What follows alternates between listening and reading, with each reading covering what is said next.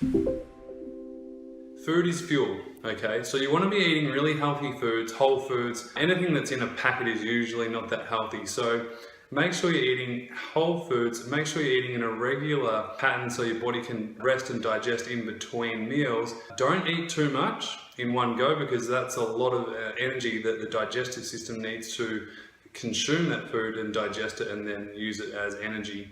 The other thing is, if you're really struggling with energy, a good thing to do is actually dilute your food, in the sense of blending your food together to make it more of a soup, or heating food up so it can be digested a lot more easily. Therefore your body actually doesn't have to take up all the energy in terms of digesting it, chewing it, so it can be used for energy later on.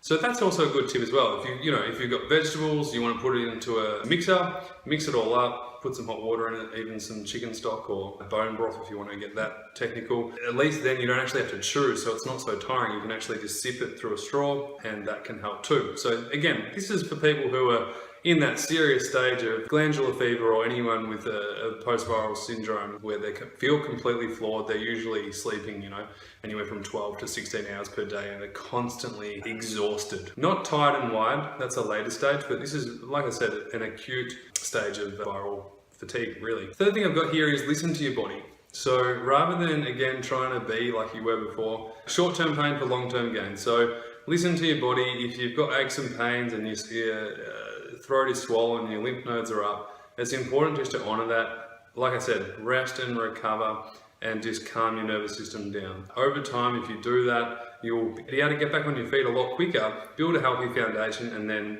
go back to what you were like before over time in the appropriate manner for you.